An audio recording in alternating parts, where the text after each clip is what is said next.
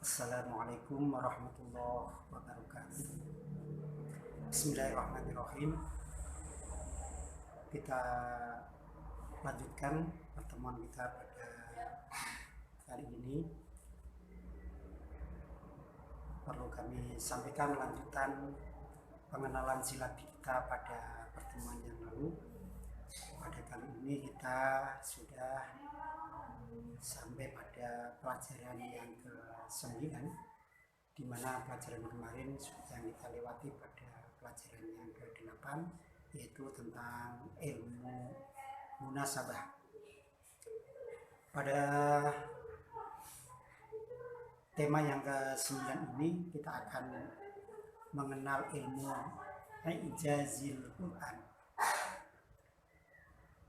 di mana di dalam mempelajari ilmu ini nanti kita akan mengetahui betapa indahnya Al-Quran, betapa indahnya Al-Quran, betapa bahwa Al-Quran itu betul-betul merupakan firman Allah yang tidak mungkin ditiru, tidak mungkin ditandingi, tidak mungkin disamakan dengan syair-syair atau bait-bait yang dibuat oleh orang-orang Arab yang seakan-akan mirip dengan Al-Quran. Oleh karena itu nanti kita akan mengetahui pengertian ijaz itu sendiri apa, yang selama ini kita kenal dengan istilah mukjizat Al-Quran. Kemudian seberapa tinggi, seberapa banyak Al-Quran itu disebut sebagai mukjizat. Kemudian kita juga perlu mengetahui klasifikasi ijaz di dalam Al-Quran. Apakah Al-Quran itu hanya merupakan mukjizat dari segi bacaannya saja, atau Al-Quran itu merupakan mukjizat dari segi hurufnya, atau Al-Quran itu bisa dikatakan sebagai mukjizat sebagai kekuatan spiritual atau yang lain. Kemudian dalam konteks ulumul Quran, kita juga tidak lepas dari berbagai pandangan, berbagai perspektif tentang Al-Quran. Apakah benar Al-Quran itu merupakan mukjizat Al-Quran? Apakah benar Al-Quran itu disebut sebagai mukjizat? Sebagian ulama atau sebagian kelompok masih punya pandangan bahwa Al-Quran itu hebat karena memang dibuat oleh Allah. Berarti yang hebat itu Allah, bukan Al-Quran. Nah, pandangan-pandangan semacam ini tentu nanti kita akan ketahui sebagai insan akademik, sehingga kita tidak dianggap sebagai kelompok manusia yang gumunan bahwa Al-Quran itu tidak lepas dari kritik.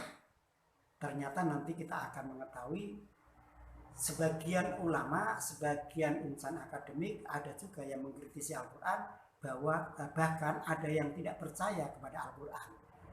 Tetapi kalian nanti tidak usah ikut-ikutan itu. Yang penting kita tahu, oh ternyata tidak semua orang itu percaya kepada Al-Quran. Kemudian berikutnya adalah ilmu qiraah. Ilmu qiraat ini nanti adalah merupakan ilmu yang akan kita kaji dalam semester ini yang terakhir. Artinya kita hanya memiliki 10 tema di dalam mempelajari ulumul Quran di semester ini. Ini semua merupakan bekal bagi kita. Ilmu qiraat ini sangat penting bagi kita semua dalam rangka untuk mengetahui ayat-ayat Al-Quran. Sebab ayat-ayat Al-Quran itu memiliki potensi untuk dipahami secara berbeda. Nah, kalau kita pahami, kalau kita perhatikan di dalam masyarakat, sebagian ulama berbeda pendapat tentang A, padahal ayat yang digunakan sama dengan B. B memiliki pendapat berbeda, begitu juga yang C memiliki pendapat yang berbeda lagi, padahal ayatnya sama. Nah, Itu semua sangat dimungkinkan potensi perbedaan itu karena dipicu oleh perbedaan qiraat. Misalnya kalau kita perhatikan di dalam surat Al-Baqarah ayat 222, nanti kita akan mengetahui di sana ada kata yang sangat berpotensi terhadap perbedaan pendapat.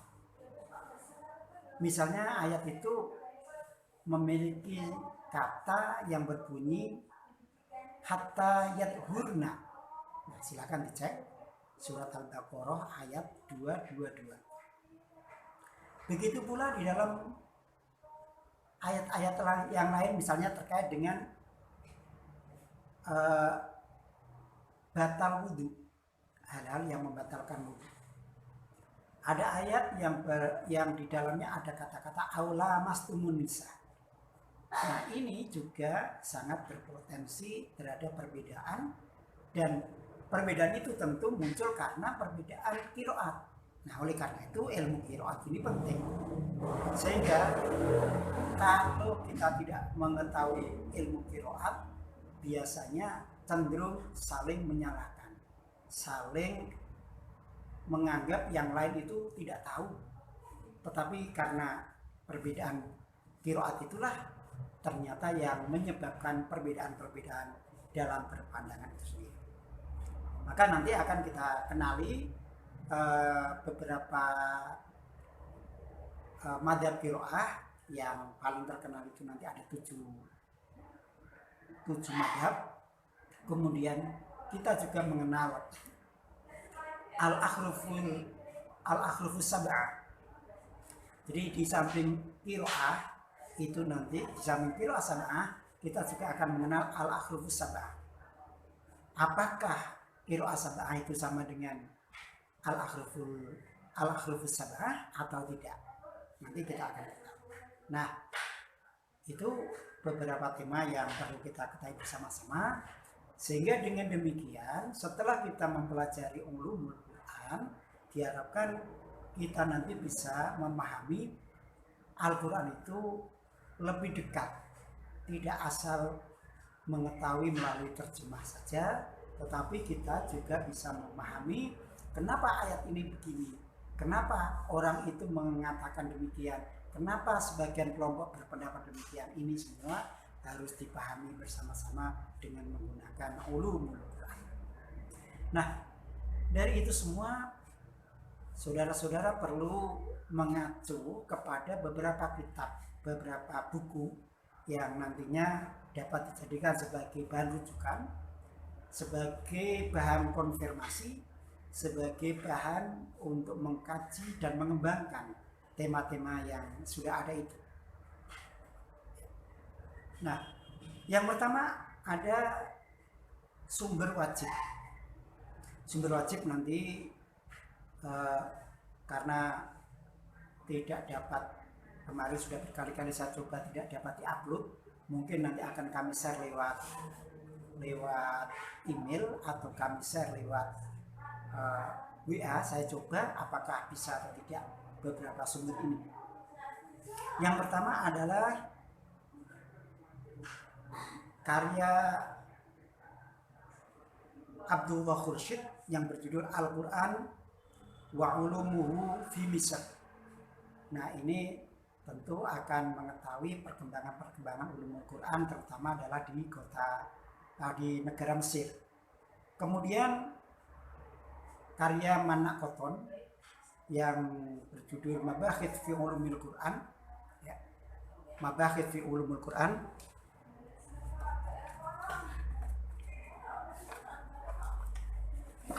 Nah, kalau yang Muhammad Khursyid tadi bukunya adalah seperti ini, kitabnya seperti ini, saudara bisa melihat, nanti akan mungkin bisa kita coba kita share. Kemudian ada juga karya Mabakhith Ulumul Quran, karya Manak Koton, yang kitabnya adalah seperti ini. Ini adalah karya Manak Koton. Nanti saudara bisa melihat atau bisa membacanya sendiri di internet atau bisa saya share. Kemudian berikutnya adalah karya Mbah Imam Suyuti.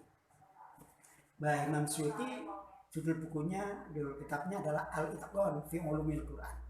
Ini merupakan kitab yang sangat klasik, dan kitab ini sangat terkenal dan mudah sekali dicari di toko maupun dicari di internet. Nah, saudara bisa mendownload, dan ini kemarin saya coba untuk saya upload, tetapi belum berhasil untuk saya upload. Nah, ini semua rujukan-rujukan. Kemudian ada juga rujukan yang lain, yaitu Az-Zarkashi. Karya Az-Zarkashi ini judulnya adalah Al-Burhan fi Ulumil Quran. Al-Burhan fi Ulumil Quran. Kemudian ada Az-Zarqani, kitabnya yang berjudul Manahilul Irfan fi Ulumil Quran. Manahilul Irfan fi Ulumil Quran. Kemudian Subhi Soleh ini juga punya buku yang judulnya mirip dengan Manak Kotor tadi, atau bukan mirip tapi memang sama dengan Manak Kotor, yaitu yang berjudul Mabahith fi Ulumil Quran. Nah, itu yang wajib hanya saya kenalkan 6 buku, 6 kitab yang wajib diketahui, dan kemudian berikutnya yang anjuran itu cukup banyak. Yang pertama adalah Tarikhul Quran karya Ibrahim Al-Abyari, kemudian ada Quranic Science karya Fadlur Rahman, kemudian ada kitab At-Tasrihul Yasir fi Ilmi Tafsir karya Mbah Sya'roni Kudus, Mbah Kiai Haji Ahmad Muhammad Sya'roni Al-Hafidh, yang ini juga dikaji di Pondok Pesantren Luhur Wahid Hasyim setiap malam Kamis, ya mungkin kalian bisa mengikuti. Kemudian ada kitab At-Tafsir wal Mufassirun karya Al-Dhabi, di mana Al-Dhabi ini orang juga yang sangat terkenal, orang yang terkenal di bidang ulumul Quran, karyanya sangat cukup banyak sekali. Kemudian ada kitab Ulumul Quran, ini bahasa Indonesia karya Abdul Jalal yang cukup terkenal dari Surabaya. Kemudian ada Federspiel. Federspiel ini orang Belanda yang sangat terkenal, kajian-kajiannya Ulumul Quran dan tafsir di Indonesia, yang berjudul Popular Indonesian Literature of the Quran, ya. Popular Indonesia Literature of the Quran ini sangat terkenal buku ini. Kemudian ada Sya'ban Ismail, judulnya adalah Al-Qiraat Ahkamuha wa Masdaruha. Jadi ilmu qiraat tadi, nanti yang bab 10 ini bisa mengacu kepada buku ini. Kemudian Al-Iyazi, judulnya adalah Al-Mufassirun Hayatuhum wa Manhajuhum. Ini sebenarnya masih bersifat umum, yaitu berbicara tentang tafsir dan para mufassirnya, para pengarangnya. Pengarangnya siapa dan tafsirnya seperti apa.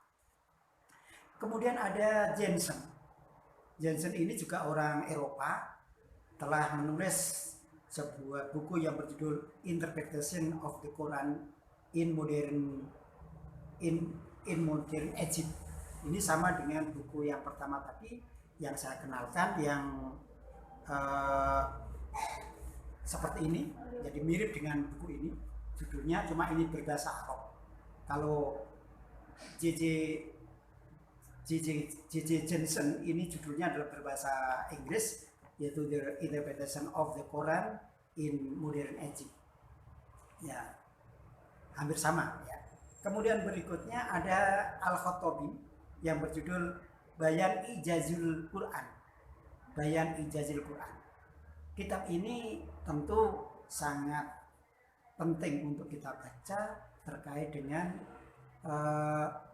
kajian pada bab yang ke-9 tadi.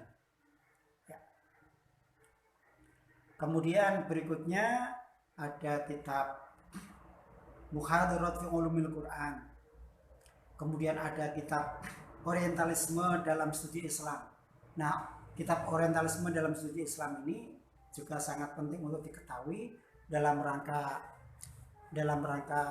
apa istilahnya, dalam rangka memahami seberapa jauh para pengamat Al-Quran itu memahami Al-Quran itu sendiri. Ya. Dengan demikian nanti ketika saudara-saudara, dan ini kitab ini saudara bisa miliki dengan harga yang sebenarnya murah, nanti bisa lewat grup WA untuk bisa memesan ini.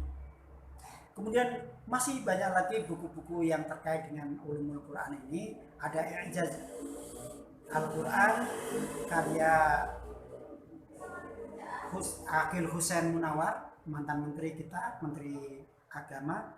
Kemudian ada juga Kalimatul Quran, ada juga I'jazul Quran karya Mustafa Ar-Rifai. Dan ini kalau saudara pergi ke kitab-kitab, ke toko-toko kitab, ini sudah bisa menemukan karya ini, karya Ar-Rafi'i ini.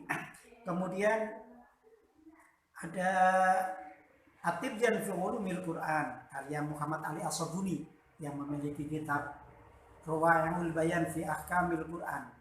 Ini juga punya kitab yang berjudul At-Tibyan fi Ulumil Quran yang sudah diterjemahkan oleh Bapak Kiai Kiai Haji Qadirun dari Meranggen, salah satu dosen di IAIN Walisono. Ini sudah diterjemahkan ke dalam bahasa Indonesia. Yang dalam bahasa Indonesia cukup banyak, ada Ulumul Quran Mas Furyuti, kemudian ada Hasbi Asyidiki, kemudian Kamaluddin Marzuki dan sebagainya. Masih cukup banyak. Dan tidak lupa ada Ulumul Quran yang saya tulis sendiri, yang mungkin kemarin kalian juga sudah kami persilahkan untuk bisa memesan, tetapi jumlahnya sangat terbatas sehingga harus siapa yang cepat, ya itulah ya. Nah, beberapa kitab tadi di sini saudara bisa lihat tampilan covernya. Setidak-tidaknya saudara bisa mengenal covernya sudah saya tampilkan di dalam PowerPoint ini, dan PowerPointnya sudah saya upload di e-learning melalui kuliah daring kita, sehingga saudara-saudara bisa mengikuti, bisa menyimak, bisa memperhatikan, dan kemudian bisa melacak. Kalau perlu bisa mendownloadnya di internet sendiri, sehingga saudara dengan memanfaatkan teknologi yang canggih sebagai nikmat Allah, karena Allah sendiri juga sudah menjelaskan bahwa ketika kita memiliki internet, ketika kita memiliki kota, ketika kita bisa memanfaatkan medsos, maka kita harus bisa memanfaatkan secara baik dengan diiringi kata-kata subhanaka ma khalaqta hadza batila di dalam surat Al-Imran ayat sekitar 190. Ini kita diajarkan, kita dipersilakan membaca atau mengucapkan subhanaka rabbana subhanaka ma khalaqta hadza batila. Ya Allah, begitu hebat nikmatmu dan tidak ada sia-sia, tanpa sia-sia ketika saya memiliki medsos, bisa menggunakan medsos dan memanfaatnya secara baik. Demikian kuliah yang kedua sebagai lanjutan pengenalan silabi kita pada kali ini. Mudah-mudahan nanti bisa kita ikuti perkuliahan berikutnya secara baik dan secara sesama. Mudah-mudahan kita diberikan kesehatan, keselamatan, yang kesempatan-kesempatan yang lebih baik oleh Allah Subhanahu wa taala. Mari kita akhiri bersama-sama perkuliahan kita pada pertemuan kali ini dengan bacaan hamdalah. Alhamdulillahirabbil alamin. Assalamualaikum warahmatullahi wabarakatuh.